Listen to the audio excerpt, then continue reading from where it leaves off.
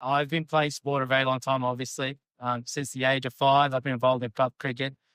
And I've experienced all the highs up and down of sport. And I've loved watching sport. It's not just cricket. I love watching rugby league, go the Raiders. I love watching basketball, Formula One, golf.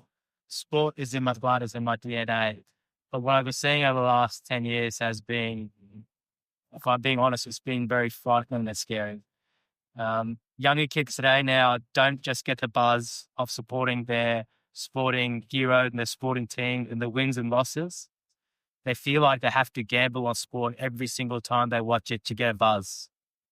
We never had this back in the day. The buzz for me was, Raiders winning a game on the buzzer like they did last week, or loss and the heartache of when your favorite team loses. Now it's the winning of money through gambling, or the heartache of losing when you've lost and you lose a bit of money to feel like you can regain it the next day or the next game or on a multi or wherever it might be. The relationship that young kids are having with gambling is scary and it's dangerous. And we are normalizing gambling for the younger generation.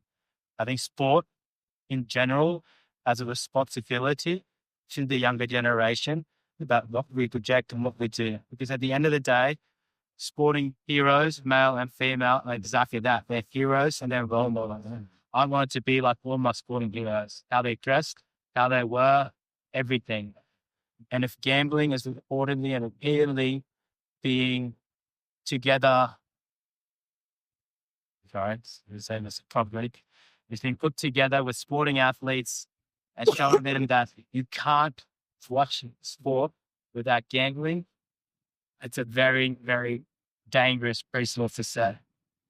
And this is why I'm about. Endorse what Usman and Professor Sam Thomas has said. The really only job for adults is to protect children. The Prime Minister's right when he says we want kids off their phones playing sport. But the kids are on their phones gambling. We know nearly 1 million under 18-year-old Australians are gambling. We know that 10-year-olds now think of NRL and AFL when they go to see who's playing in terms of odds and the deal they might get with their multi. Usman is absolutely right about the link between sport and gambling. And we're often told by the codes, the sporting codes, the sky will fall in.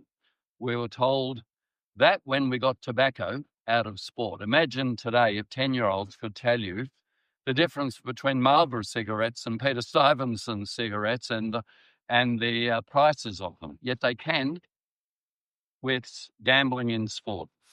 I noticed last night that the Prime Minister at the Winter's Ball was offering a game of tennis.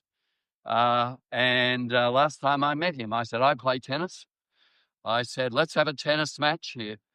I win, we'll do Peter Murphy report. If you win, you can do Peter V'landys. And he still hasn't taken up that offer, but I know the Prime Minister is absolutely right in saying we want kids off their phones.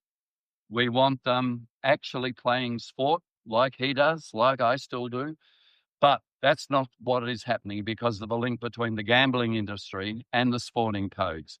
As we got alcohol and we got tobacco out of sport, we can do this. Thank you, Usman, for what you said.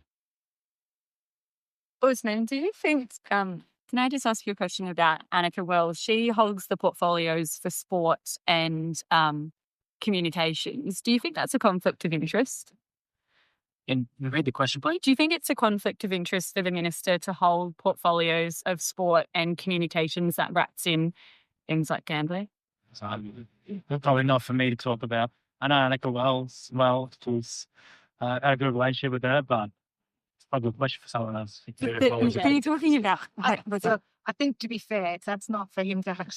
That's a tough question. No, I'm not going to answer it anyway. But yes, it is. Give me other questions. Do you think the government has been too slow for that?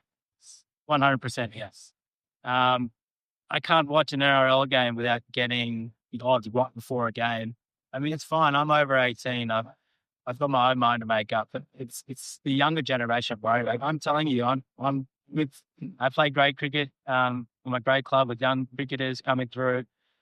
There's 16-year-olds with gambling accounts, and they cannot watch a game without putting a bet on, whether it's golf. It's changed so much. 10, 15 years ago, it wasn't like this. I mean, I thought it was just anecdotally that I'm seeing this, but there's evidence that's backing this now. And it's definitely something we have to be very conscious of.